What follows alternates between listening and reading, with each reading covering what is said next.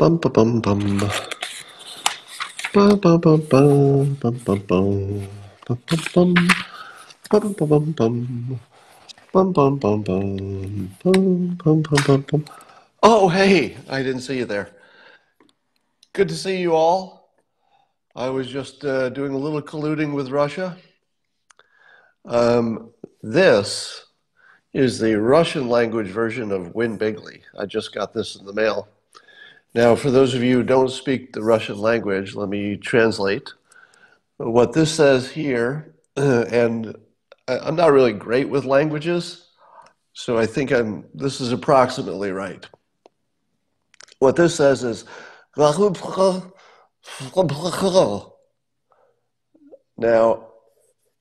I'll say that again. It's, I think that's right. Correct translation. And this is how they spell my name. That's Scott Adams, I believe. Now, it was not my idea to include a black fist on the cover. That was apparently a Russian idea. I did not collude on that. I could have colluded, but I did not collude. But speaking of collusion, that makes me think of the simultaneous sip. How about we all do a little colluding right now? Collude with me now on the simultaneous sip. All you need. You know, all you need is a cup or a mug or a glass of snifter, stein, chalice, tankard, thermos, flask, canteen, grill, goblet, vessel of any kind. Fill it with your favorite liquid. I like coffee. And join me now for the unparalleled pleasure of the dopamine hit of the day, the thing that made everything better.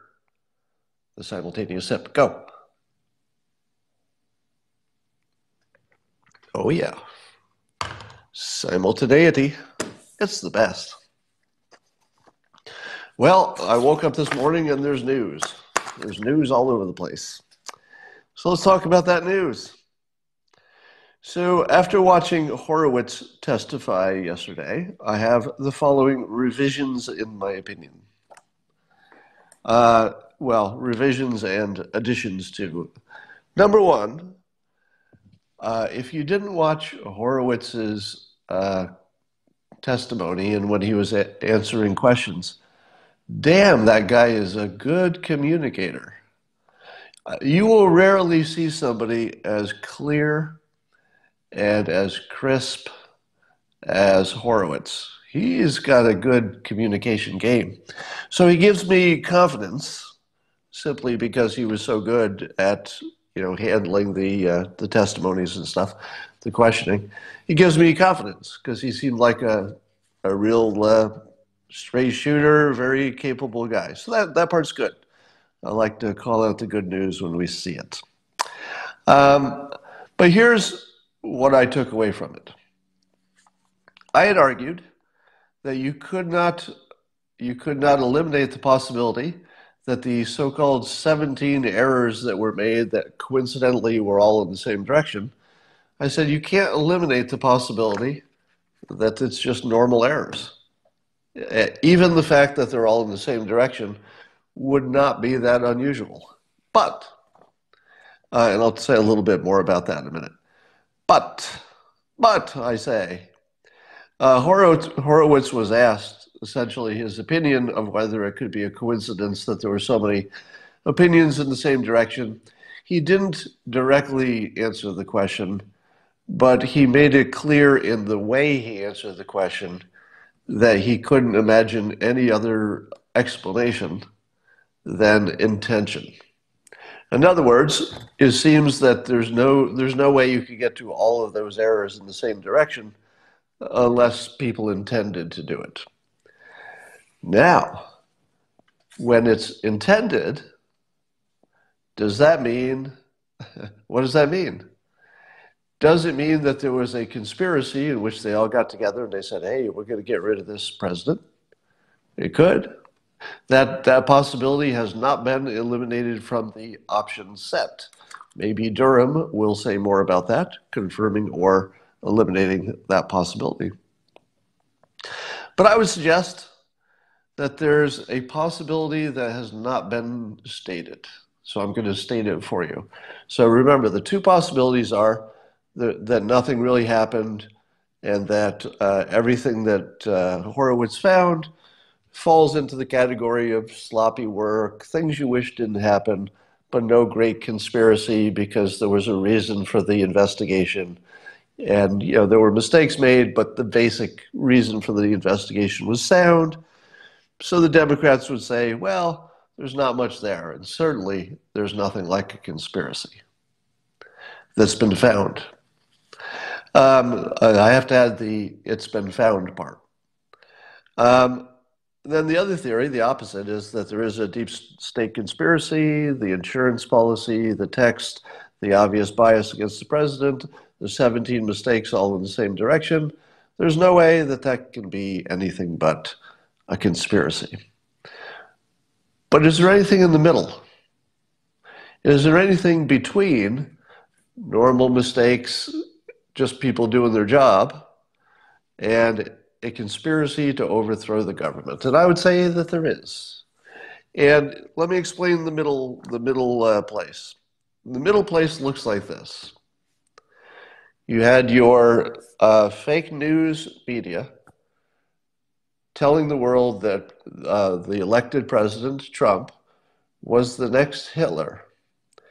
And according to the news, and these were legitimate sources of news, at least the opinion people on those news shows, were literally telling the public that something as dangerous as Hitler, actually Hitler, and his name was used over and over again by his critics.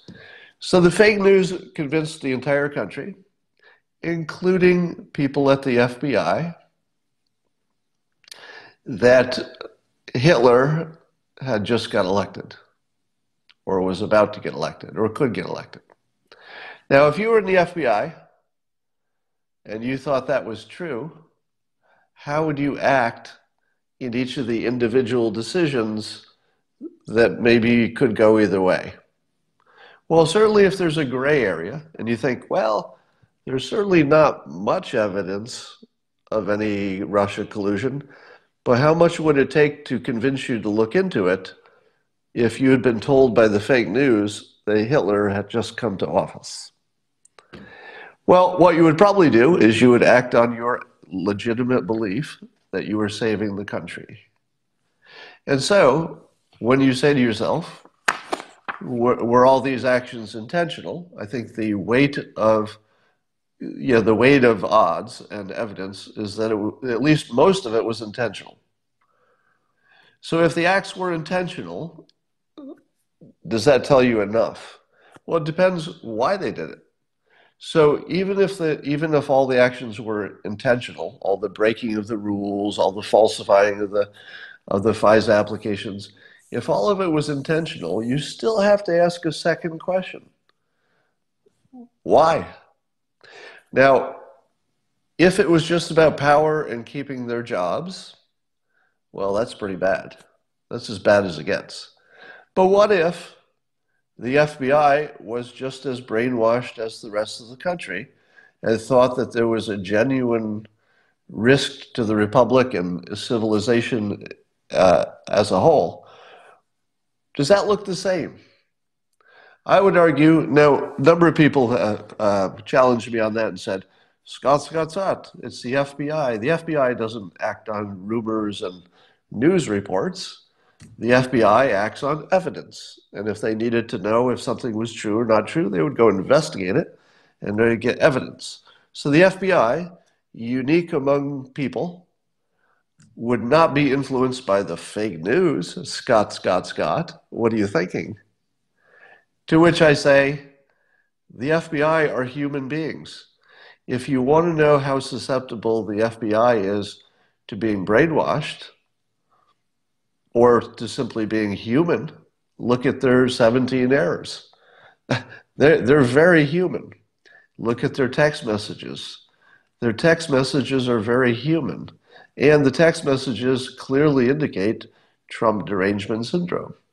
So here's my filter on it. I say the fake news created Trump derangement syndrome that affected everybody, including the FBI. The FBI did not personally investigate every claim from the fake news. It wasn't their job to do so. They absorbed it just like everybody else in the public. They sort of believed the things they were primed to believe, and they sided with their team and thought that you've got some problem to the entire world. So Durham might still change my opinion and all of our opinions with more information. But I would say the most likely explanation is that it was people acting mostly independently. In some cases, they may have had conversations, but mostly independently, and all having the same thought. We must stop Orange Hitler. So the real villain here, in my opinion, is the fake news. The fake news brainwashed people into thinking they had to stop Orange Hitler, and the FBI, or at least some of them, probably thought it was their job to do it. So that's my belief. Now, I know before the dumb people pile in and say, Scott, you can't excuse the FBI for what they did. Did you hear me excusing them? Did you hear that? No. In this world, if you commit a crime, it doesn't matter why you did it. If you do something wrong, kind of doesn't matter why. It doesn't matter what your internal thoughts were. You're still responsible. If you have good thoughts but you commit a crime, you still go to jail. So I'm not defending anybody. I'm not excusing anybody.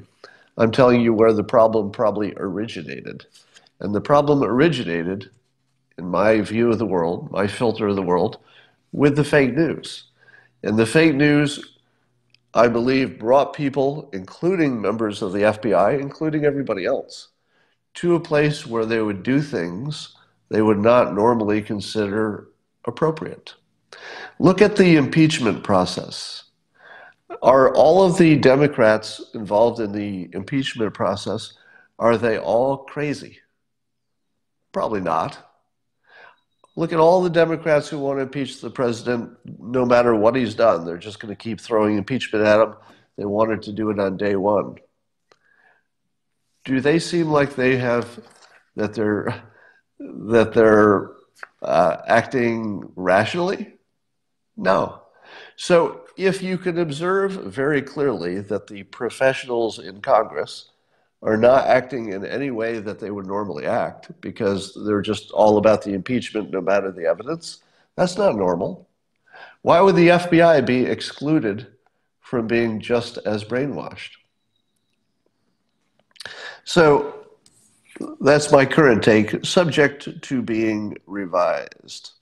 So the FBI certainly failed hard on this. But let us talk about the 17 errors. Somebody said to me on Twitter, he said, if you roll a die, so one part of a pair of dice, 17 times and it always comes up with an even number, wouldn't you be able to reasonably conclude that the die was biased or fixed? Is that a good point? Is it a good point that if you were to, if you had dice and you rolled them 17 times and it came up even every time, wouldn't you conclude there was something wrong with the dice? Yes, you would. Yeah, reasonably you would. There's a 1 in 100,000 chance it was chance. Now, is that a good point? No, it's a terrible point. It's a terrible point. In fact, if you read my book, Loserthink, the new one, you will see that I have a whole section on that about why this sort of thing is a terrible point. Here's why. It's not dice. Whatever the FBI was doing is not dice. You can't use a dice analogy that has one variable, basically, what is the physics of the dice. You can't compare that to human beings in this complicated system. It's all different variables. Here's what I would imagine would be true with the 17 mistakes.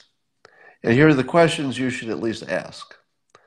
If we know that 99.7% of all FISA applications are approved, what would that tell you about the likely accuracy of all of the FISA applications in general, doesn't that tell you that they're fake? Or some large percentage of them are? Doesn't that tell you that the whole process is broken, not just the time that the FBI was working on this one case? I think you could generalize and say that the FISA process was completely broken. And I would imagine if you were to look at every application, you would find omissions. At the very least, you would find that exculpatory stuff had been left out of other applications. So, how unusual is it that somebody exaggerates their case to make sure that their FISA application goes through on the first try? I don't know. If I had to guess, fairly common. How about the error? There were other errors that go into the category of not double checking. So in other words, there was an internal process that should have been done. Somebody should have double checked something, and it didn't happen multiple times. If you were to look at all the things that the FBI does, all the other cases, how often would you find that they were skipping a normal procedure? I'm guessing a lot. I'm guessing it happens all the time. Wouldn't you?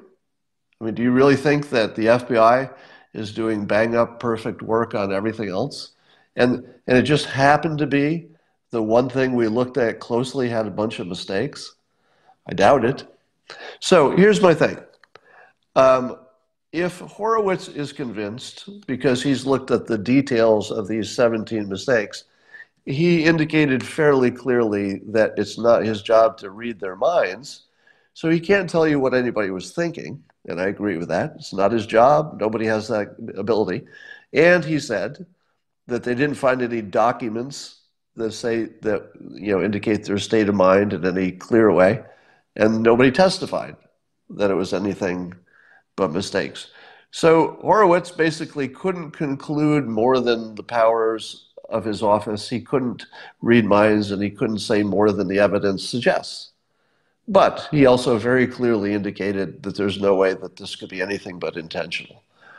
I would still say that of the 17 things that all went in the same direction, probably some of them could be explained by the fact that all the FISA applications are exaggerated. You know, that processes are routinely skipped if somebody in charge thinks it's not that important this time. So I doubt it's 17, but still, I'll go with Horowitz that you can't imagine that it was anything but intentional. But intentional still leaves you lots of room for interpretation. Because why did they do it intentionally is the other question. All right, so are you as sick as I am of the conversations on cable TV about whether the FBI was spying or using surveillance? Are you just sick of that? And I have another section in my book, Loser Think, in which I talk about something called word thinking. Word thinking is when you try to win an argument by applying your definition to a word.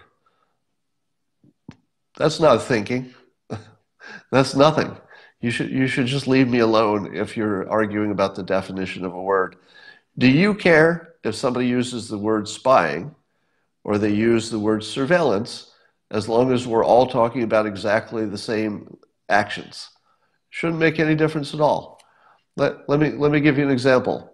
Let's say somebody puts a bullet in the head of an innocent person and they do it intentionally. But let's say that they don't call it murder. It's not self-defense, but they just call it shooting a person in the head for no reason. But you call it murder. Does it matter? Does it matter? The guy's still going to jail. It's still bad. The person's still dead. Does it matter what word you put on it? Does it matter if we call it spying or surveillance? Does it matter? It doesn't. So, you know, the FBI would claim, as would Horowitz, that there was a predicate for the investigation. but there was not a predicate for continuing the investigation, as we have learned. In other words, once it was learned that the Steele dossier was BS, they should have stopped, but they didn't. So the original, let's say, original surveillance may have had a predicate, very thin, very questionable. Durham will probably question it, but it sort of existed, according to Horowitz. Once they knew that they had nothing, they continued. At that point, it's just spying, isn't it? So, in my opinion, it started as surveillance and it turned into spying. But does it matter? Doesn't matter what word I put on it. It was bad. How about you call it blitzplapa? How about that's the word you use? Let's not call it spying. Let's not call it legal authorized surveillance. Let's call it blitzplapa. Put any word on it you want it. It's still just as bad if once the reasons for doing it disappeared, which is what Horowitz reports happened. Once they didn't have a reason to do it, it wasn't good. So whatever you want to call it, it wasn't good, and it wasn't justified, apparently. All right. And I've got people who are yelling at me on Twitter saying, so, actually using the word so. I'm amazed that people still tweet the word so at me after I'm famous for mocking everything that comes after the word so is always just ridiculous. So, the fact that all 17 errors were damaging isn't proof of bias. It's just a coincidence, Scott. It's just a coincidence? No. No, it's not a coincidence. I never said it was a coincidence. That's never come out of my mouth. I have said it could be possibly explained by lots of errors, and that people wanted to get a job done, so all of the errors were in the same direction because of bias. But bias, you'll never hear me say that human beings don't have bias. You're never going to hear me say that the FBI has no bias. I'll never say that. I wrote books on people all having bias all the time. I'm not going to say there's no bias. That would be cray. All right. Mitch McConnell is indicating that they haven't decided how the Senate will handle the impeachment case, assuming it gets voted and handed over to the Senate. And he's considering not calling witnesses. So apparently the Senate has wide flexibility in how they handle it, how they handle the witnesses, even if they have witnesses. So who talks, who gets to do anything. So it's all up in the air, and the majority in the Senate can just decide what an impeachment trial looks like. And with no guardrails, they can do whatever they want. Now, how much do you love the idea of having the vote in the Senate without any witnesses and without a trial? I love it. Here's what I would do if I were McConnell. I would dismiss the 2 counts with 1 sentence apiece, no witnesses, and go right to a vote. And I would, in the 2 sentences, I've said this before, but so the first count is obstruction of Congress. So obstruction of Congress. You could say something such as Alan Dershowitz says, there's nothing in the Constitution about obstruction of justice. Well, actually, let me give you a cleaner way to say it. Asking the courts to rule on something is not obstruction of justice. That's it, 1 sentence. Asking the court to rule on something where the Congress and the executive disagree is never obstruction of Congress because it's just using the process. So 1 sentence, asking the courts to rule is not obstruction of Congress. And don't say anything else. And then the next one, you can word it a little differently, but basically you'd say something like that. Say something like this. Everyone now agrees that Burisma was worth looking into.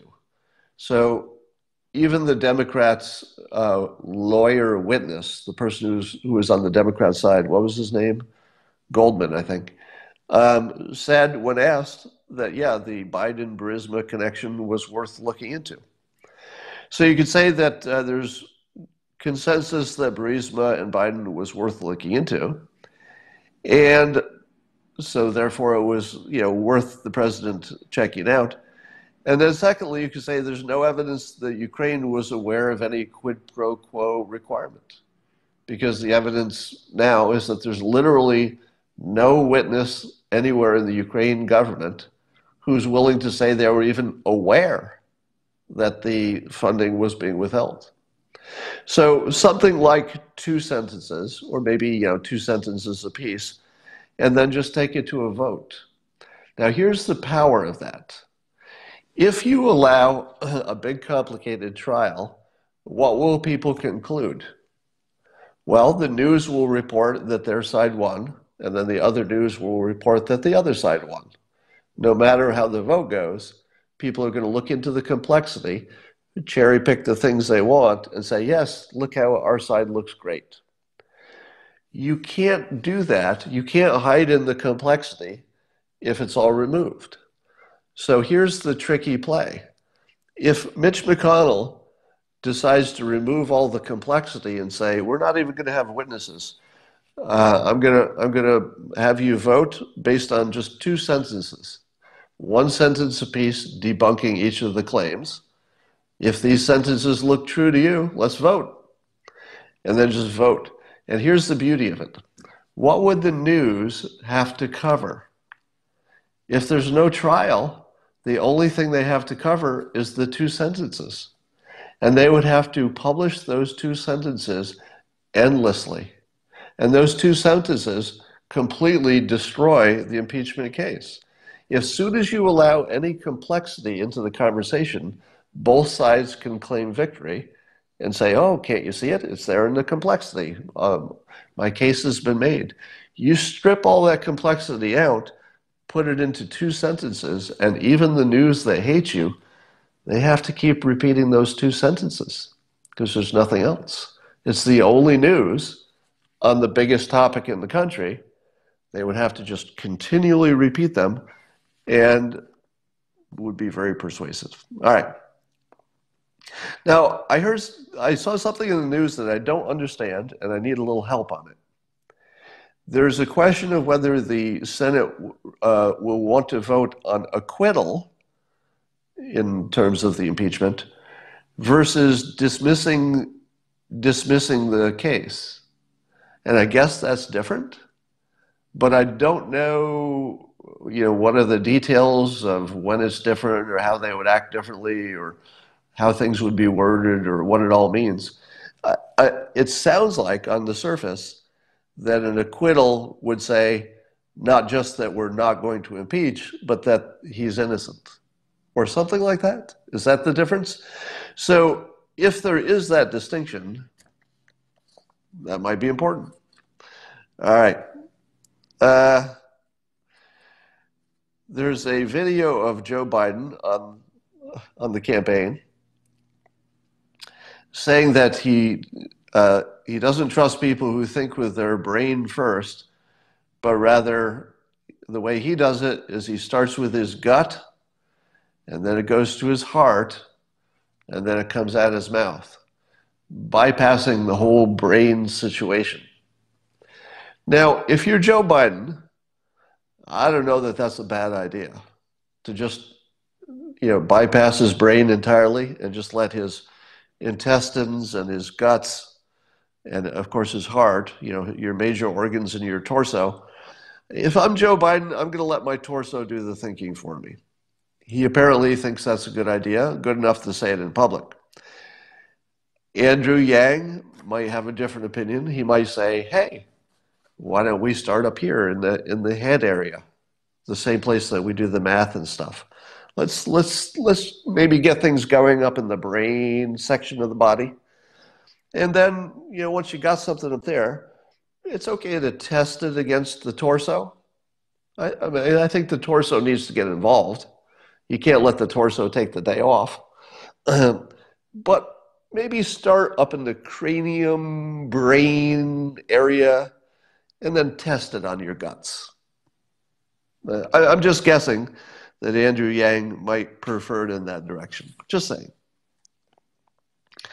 Um, President Trump has announced just recently, just today, he says, and I quote, getting very close to a big deal with China. They want it, and so do we. So do we. Well, who's we? I don't want it. So I tweeted back, does that mean that the top fentanyl dealer in China is dead? Because if he's not dead, I do not favor any kind of a trade deal with China, now or ever. As I mentioned, Jim Cramer, who is highly influential, certainly on CNBC and in the financial world, Jim Cramer is now saying explicitly and clearly, and more than once, that this would be a good time to walk away from China and just decouple. I, of course, say the same thing, as does Gordon Chang and Kyle Bass, and apparently Steve Bannon says that too. So Steve Bannon, obviously identified with the right, and Jim Cramer, who explains that he's more sympathetic to the left, both agree that this is the time to walk away from China. Same day that Trump says we're very close to a deal. I don't know that we're close to a deal. I don't think that you could take that as being reliable, shall we say. We might be close to some kind of a deal that that addresses only tariffs. But at the same time, it would be crazy for American companies to do new business in China. So I think that we could have a trade deal and decouple at the same time. Meaning that, if there's some advantage to the United States to say, we'll drop this tariff if you drop this tariff. If it's a tariff to tariff situation, I can see that maybe we can make that deal while working on the other stuff, but we certainly shouldn't be sending any new business to China, period. So that's the decoupling part. Maybe you can keep what's there, and maybe buy and sell some stuff, but certainly decouple in terms of the long term. So, and I've said this very clearly before, that if we do sign a trade deal with China that is intended to be comprehensive, if it's intended to be the deal, and they have not already imprisoned or killed their top fentanyl dealer, whose name we know, 60 Minutes tracked him down and talked to him. He's easy to find. FBI has him on their list. China knows who it is, and he's just walking around free, sending fentanyl to this country, killing tens of thousands of people. As long as he's free, I can't support any comprehensive trade deal. Is it my imagination, or is Mike Bloomberg trying to buy an election? He's putting money into Democratic candidates. He's putting money into defeating the president. How happy are Democrats that their billionaire is trying to buy the election for them, as is Tom Steyer? Doesn't that seem a little bit off-brand? Do you think AOC is looking at Bloomberg and saying, yeah, Mike, buy us some election there?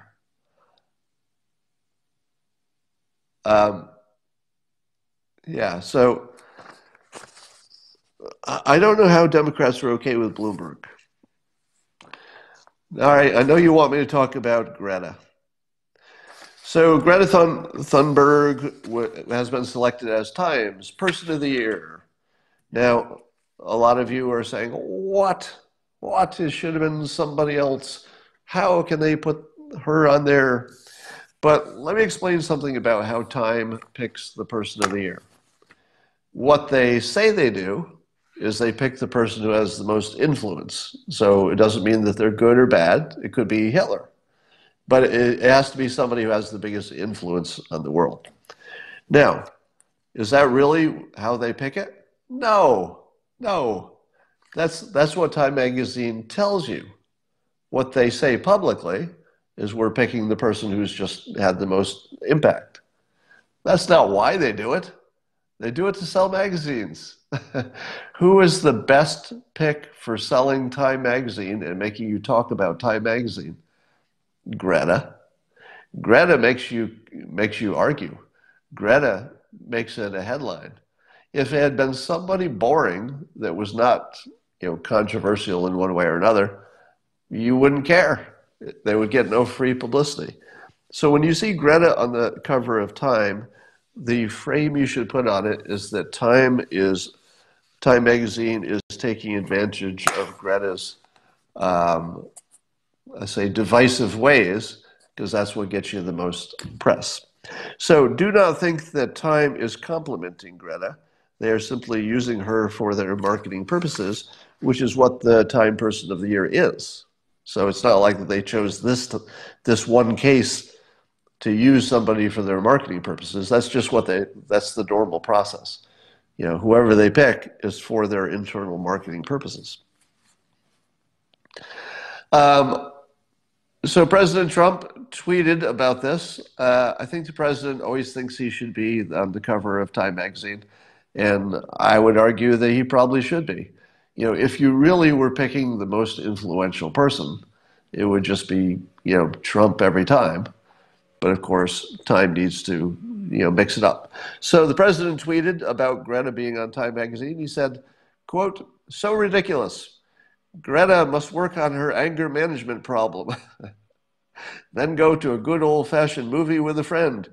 Chill, Greta, chill." All right, I read that first thing in the morning when I first woke up, and I laughed and cried for about 5 minutes. Now, the thing that's funny, and all the trolls, of course, come out, but the thing that's funny is not that he's making fun of Greta. It's not that. It's the way he says it, and the fact that he says it at all from the office of the president. If any one of us said this same tweet, it wouldn't be that interesting, right? It would just be somebody on the internet complaining about something. It's the fact that it comes from the president of the United States that makes it hilarious. And I can say with confidence that he knows that. In other words, he knows what he's doing. He knows exactly what reaction this is going to get. So as tweeting goes, one of the best.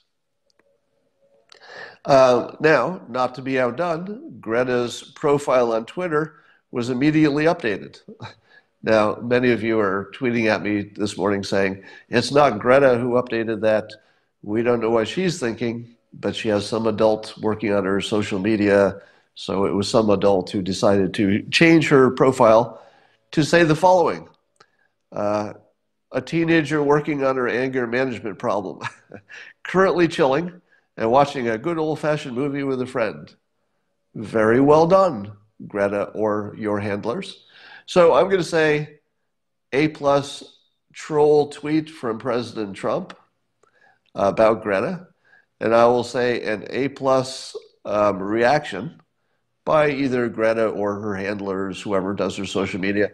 But I imagine Greta approved it. I can't imagine they would put that up there without Greta giving it the thumbs up. So I'll give her the credit.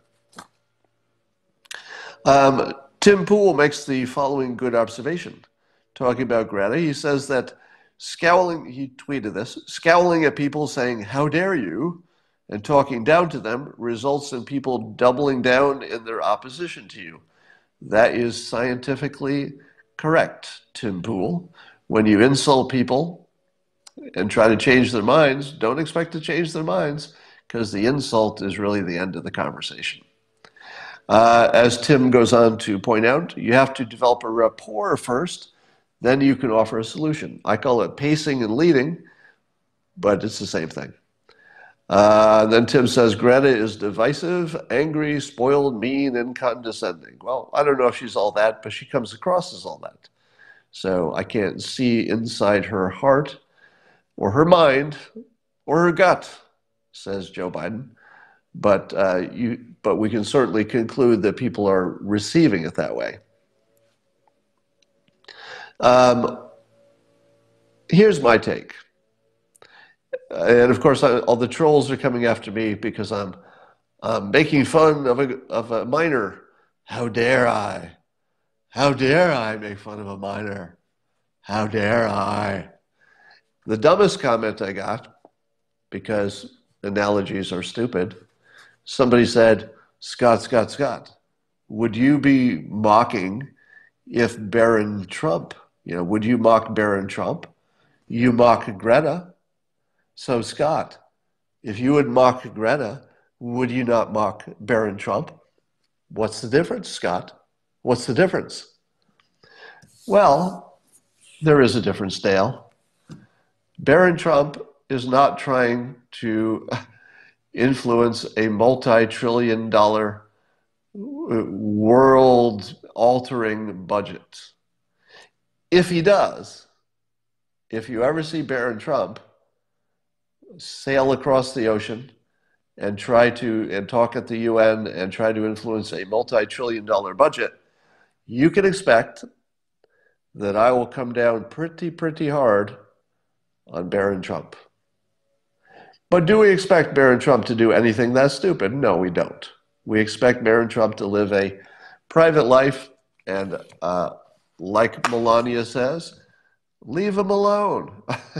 He's just trying to live his life. He's just a kid. Leave Barron alone. But any kid who's 16 and trying to change the world and involved in politics and in the biggest issue and playing on this level, I say she's playing in the big leagues. And in my opinion, those who are saying, Scott, you have to go easy on her because she's a minor, I don't think you're showing her enough respect. She made it to the big league by being able to play in the big league, right? She made it to the big league because she can play in the big league. Somebody says she's 16, but I'm seeing people in the comments saying she's 13. I don't believe that's true. And we'll need a fact check on that. But I'll also like to add into the thinking a theory that I heard from someone who shall remain nameless, that there's a good possibility she's older than her published age. There's a good possibility. I'm not going to say that's true, but you cannot rule out the possibility that she's a little bit older than her stated age, which wouldn't be surprising because she's operating at a higher level. So I say give Greta some respect, because I am. She attempted to try to play in the big league at whatever age she is, 16-ish. She tried to play in the big league and she made the big league. So if she gets treated as though she's in the big league, let's show her some respect. She got there fair and square. Of course she had lots of help from adults and stuff, but it's not like anybody else got there. I mean, she still had to be Greta to take advantage of the help from the adults. It didn't happen by itself. So let's show her some respect, and I think she can take a joke. Her profile change suggests that she at least approved it, I'm sure. So she can take a joke. She's playing in the big league. We can gently, I do think we should be gentle, because age is not irrelevant. She is at a tender age, but we can have some fun. We can disagree. We can poke at her at the way people poke on Twitter. I wouldn't go, super hard at it, but I think you can have some fun with it the same way the president did, and apparently she can handle that. Here's an idea that I'm seeing a little bit in social media. Have you ever heard of a letter of marque and reprisal? I hope I'm spelling it right. Marque in this case is spelled M-A-R-Q-U-E. A letter of marque? Is there a different pronunciation for that, like marque or something? I don't know. It's one of those things I've seen written a bunch of times, but I've never seen anybody say it out loud. But anyway, there's a provision in the Constitution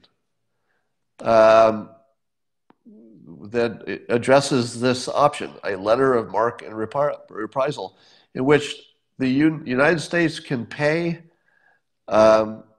somebody to basically fight a war for us or go kill somebody.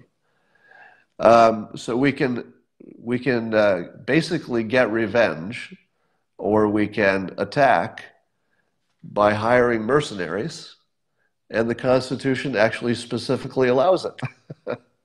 This, did you know that the Constitution specifically allows us to hire mercenaries?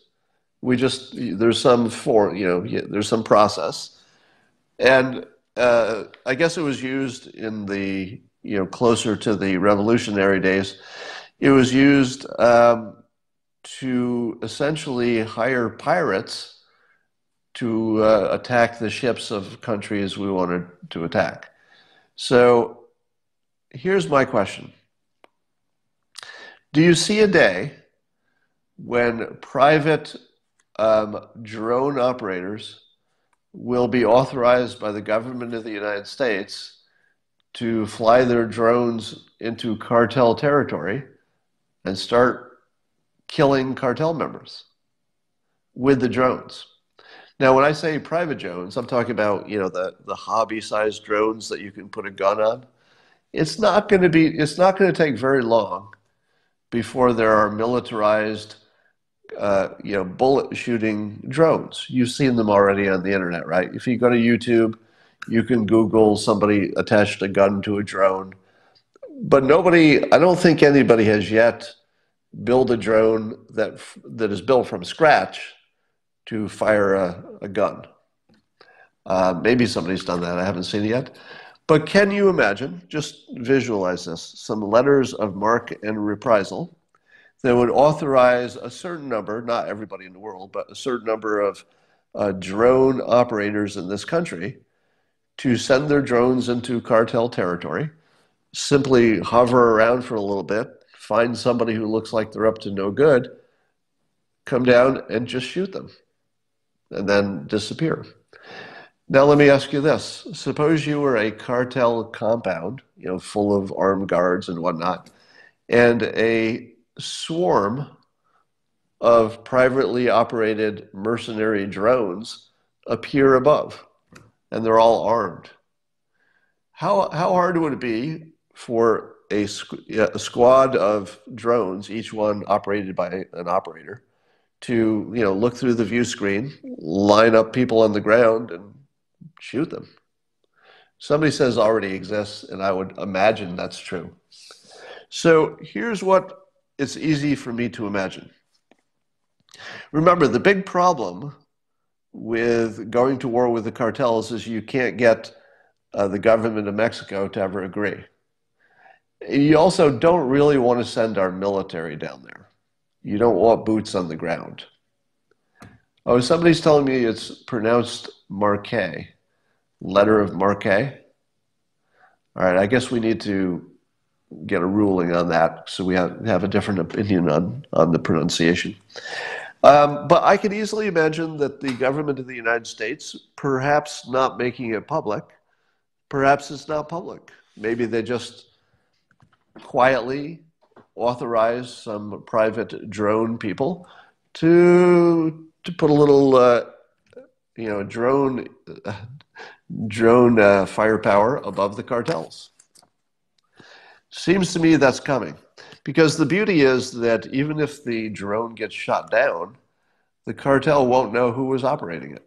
They will know that the U.S. government perhaps was operating it, but they won't really know. All right, what else we got today? So I was fascinated to see what the Democrat supporters were saying about the Horowitz report. Now, if you didn't actually watch Horowitz's testimony, I don't think you could know from the news coverage just how devastating that is to the FBI. I mean, it's really, really bad. Apparently, what Horowitz found is just massive bad behavior at the FBI, all in one direction. So it's really bad. So I wondered, so what did the Democrats say about this? And so I looked at what Josh Campbell said in an editorial or an article in the USA Today. So here's a sentence that he says like it's true, okay? He says, the IG found the Russia case was properly opened and uncovered no, quote, evidence that political bias or improper motivation influenced the decision to launch the investigation. So therefore, everything that Trump has been saying for a few years is all bunk because of what Josh Campbell just said. Does that feel like a complete and accurate statement of what happened? I'll read it again. So this is a Democrat's view of what the IG found. That it was, quote, properly opened. Let's just do it, one part at a time. Is it true that the IG found that the case was properly opened? Well, it depends what proper means, doesn't it? I think what the IG actually found is that there's no standard for when you can open a case. Because the written standard says that all you need is an articulable basis. In other words, you can simply put it in a sentence that makes sense. So the IG did say, we can't say it was improper, nor can we say it's proper. We can only say that the standard is so low that it's like a moot question. So when Josh Campbell says that the IG found that the case was properly opened, is that exactly true? Because I don't know that the IG ever used the word proper. I think it would be more fair to say there's no real standard, so therefore we're not going to say that it was improper. That's really different, saying there's no standard. The IG did say that it wasn't illegal or anything to open it the way it was. Here's what else Josh Campbell leaves out. He leaves out that at some point fairly early on, when the Steele dossier was debunked, they should have stopped. If you don't mention that part and the fact that the known bogus Steele dossier was used to continue the investigation after it should have been stopped, according to Horowitz, if you leave that out, you're really just lying to the people reading your article, I think.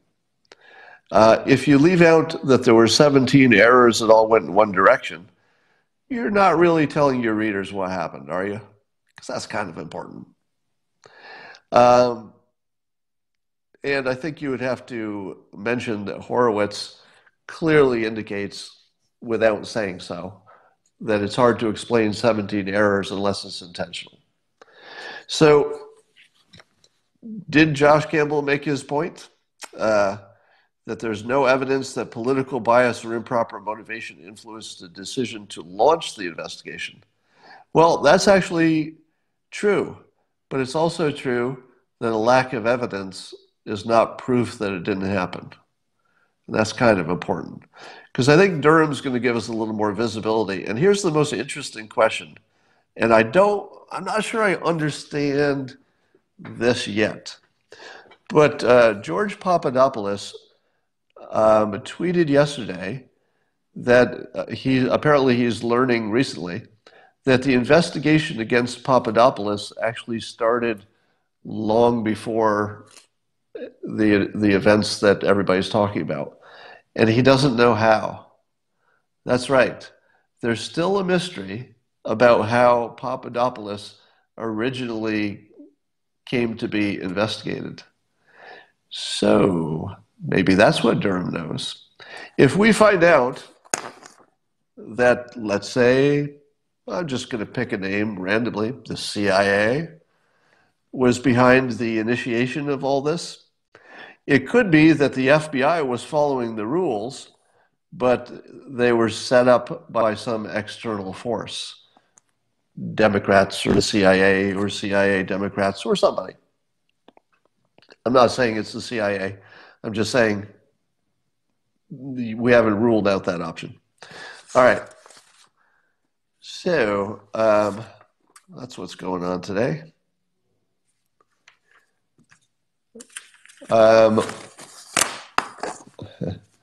Has anybody seen Bannon lately?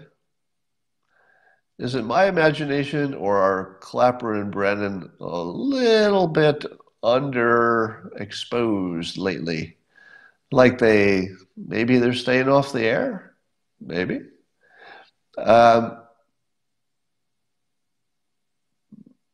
Okay, I'm just reading your.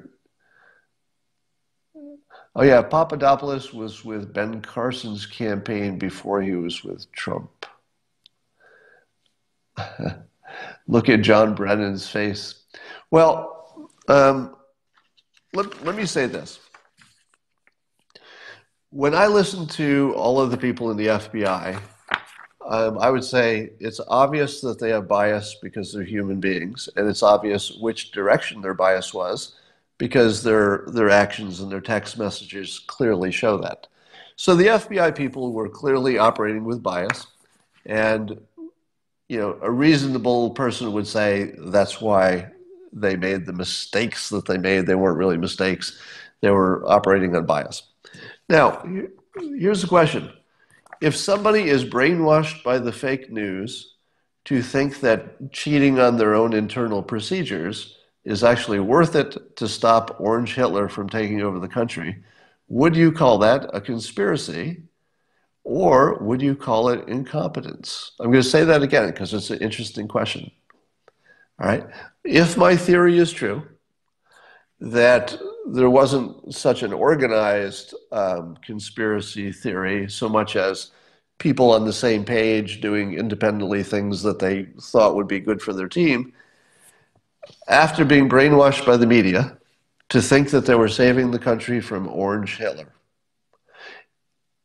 If you thought you were saving the country from Orange Hitler and you were just completely wrong, would that be a case of a conspiracy or a case of incompetence? Right? So what does it mean to be fooled by the fake media into believing that Orange Hitler was taking over the country? Well, when you saw the language in the text messages with Strzok and Page, isn't it obvious that they had Trump derangement syndrome? It looked exactly like it. It looked exactly like the people who have Trump derangement syndrome on Twitter. They looked like they thought that this president wouldn't just be somebody with a different view of policy, that they thought it was like the end of the world or something. So I think you could call it incompetence.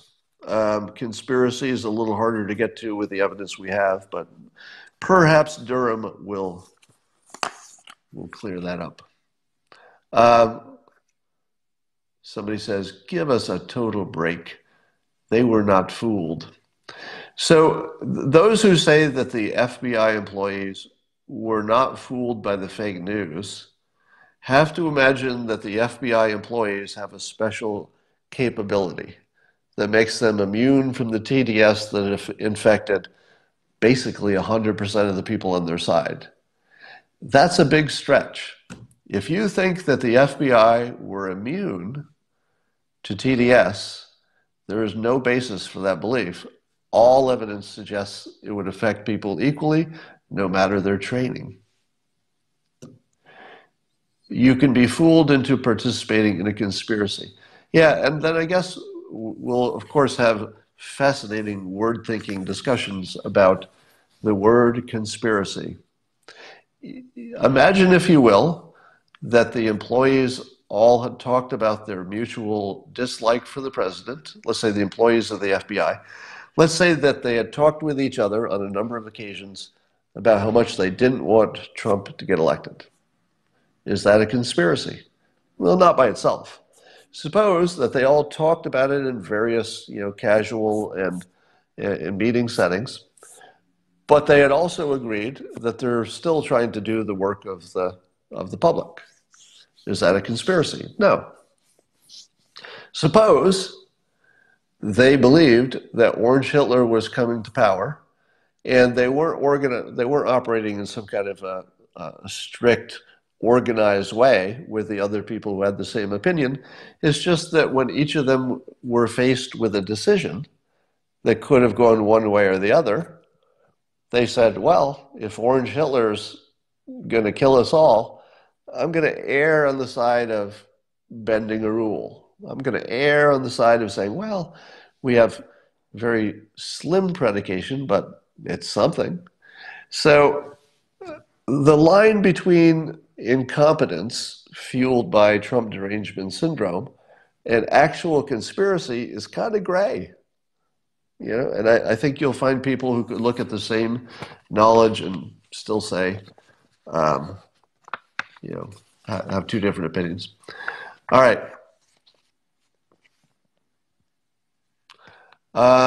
Was Scott fooled by fake news? Depends which fake news you're talking about. There's none of us who haven't been fooled by fake news. That's not a thing. But we're fooled by different fake newses. Yes. So one of the statements in, I think it was an email, is, quote, "We'll stop him." One of them asked, could Trump actually get elected? And somebody said, "We'll stop him."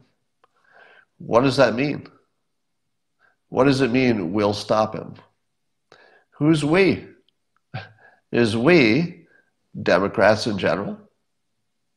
Is we the FBI doing their job legitimately because they thought there was actually something to be found there? And so they thought, yeah, we'll stop him because we'll do our legal investigation and we're going to find something wrong and that'll stop him.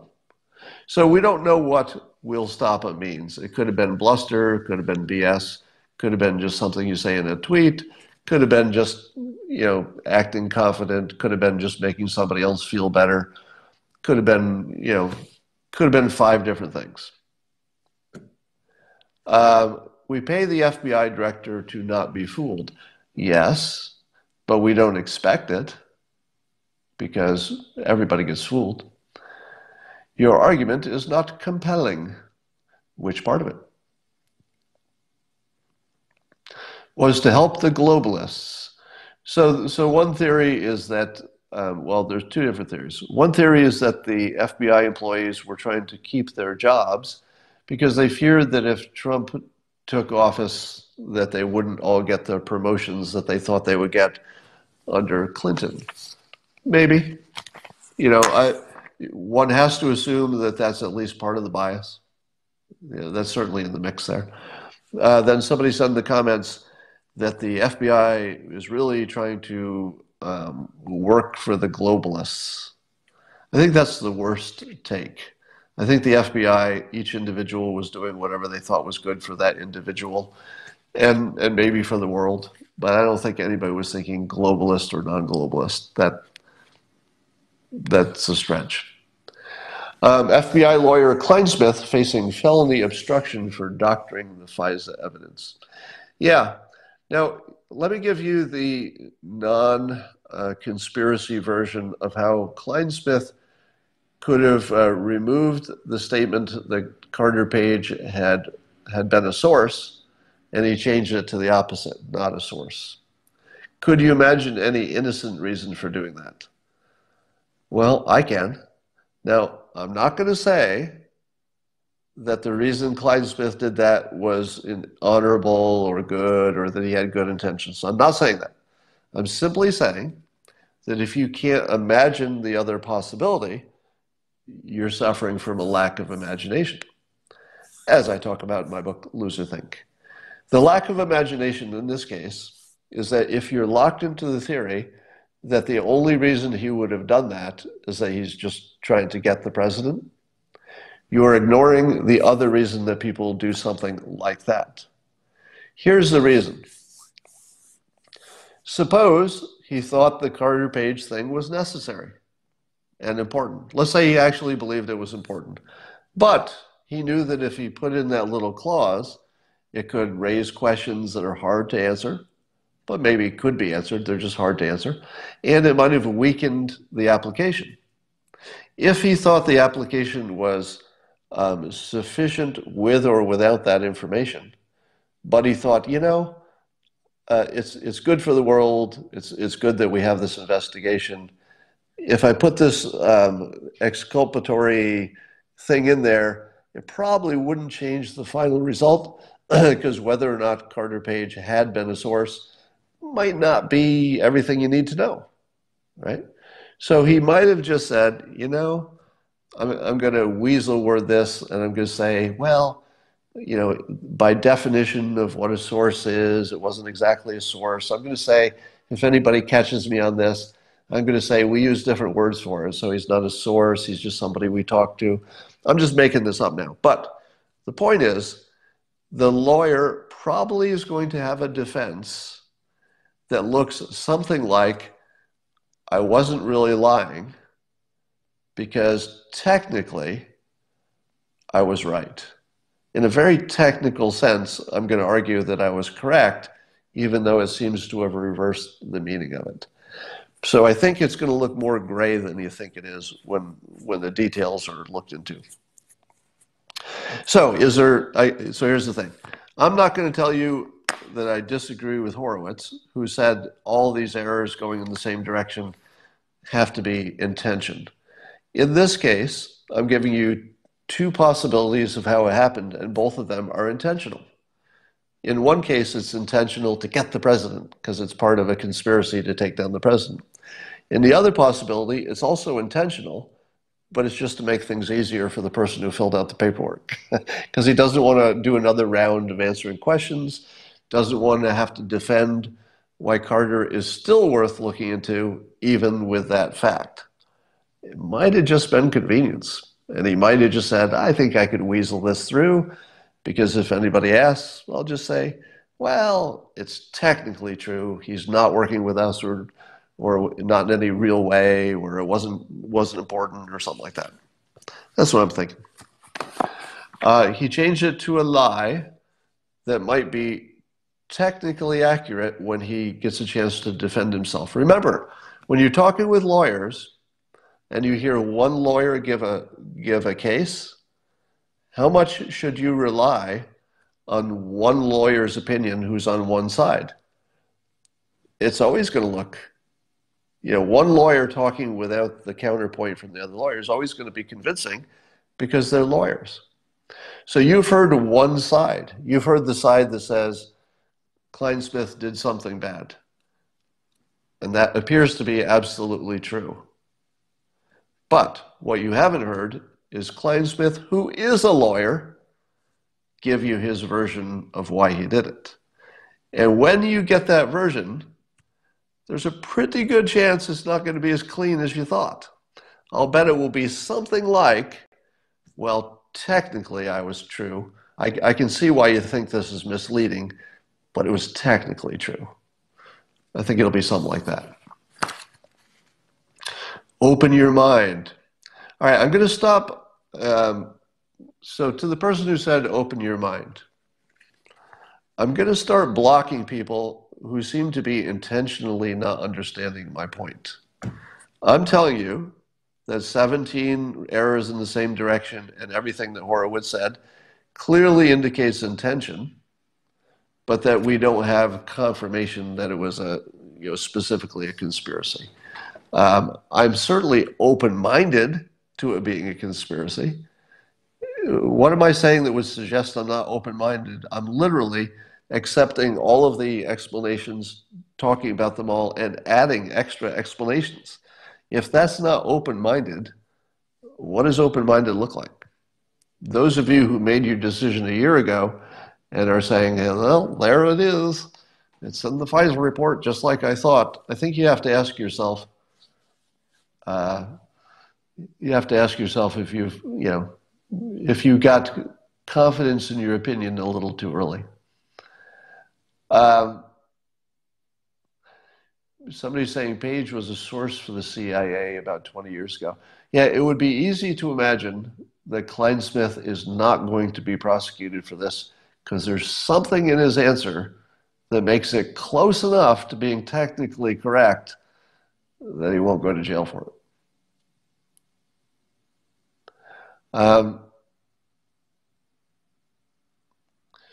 It may have been a conspiracy that came from the fake news as opposed to originating in the FBI. That's correct.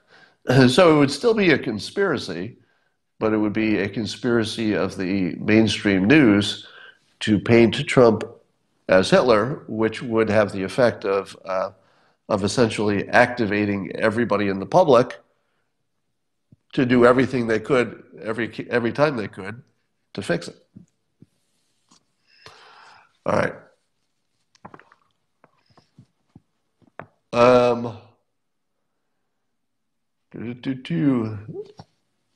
Give it time. I'm just looking at your comments right now. All right, I think I've said everything I'm going to say, and I'm going to talk to you all later. Bye for now.